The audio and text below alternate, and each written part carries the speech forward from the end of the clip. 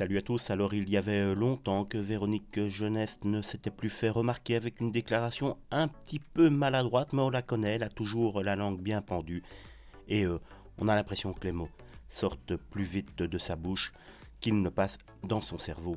Et donc elle a déclaré tout simplement qu'elle avait besoin de 10 000 € par mois pour tenir et aider ceux qui sont autour d'elle.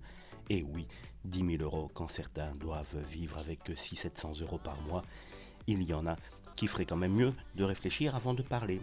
Après avoir ouvert un restaurant avec son frère, Véronique Jeunesse s'est lancée l'année passée, à l'été 2021 malgré le Covid, dans un nouveau projet, un festival de théâtre en Corse. À l'occasion de la deuxième édition cette année donc, l'interprète de Julie Lescaut a fait quelques confidences à Ici Paris. Son couple avec Meyer, son fils Sam, le décès de sa maman en février dernier, l'actrice s'est livrée sur de nombreux sujets en évoquant même sa situation financière. J'ai de la chance, j'ai des biens, des économies, mais elles ne sont pas éternelles.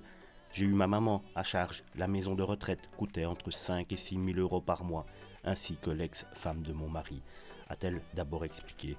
Et ensuite, elle a expliqué donc qu'il lui fallait les 10 000 € pour vivre normalement. Heureusement, son festival en Corse se tenait à guichet fermé sur quelques représentations permettant à l'événement d'être enfin rentable. On affichait complet pour les spectacles de Chantal Latsou et de Michel Fugain, a précisé la comédienne de 66 ans qui est revenue sur les raisons qui l'ont poussée à se lancer dans ce projet pendant la crise du Covid.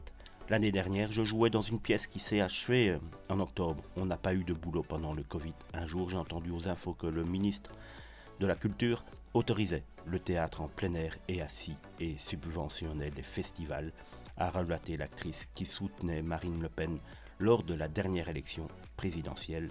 Vivant sur les hauteurs de Lumio, en Haute-Corse, Véronique Jeunesse a toujours aimé cette région. Dans les années 90, je suis venu en bas.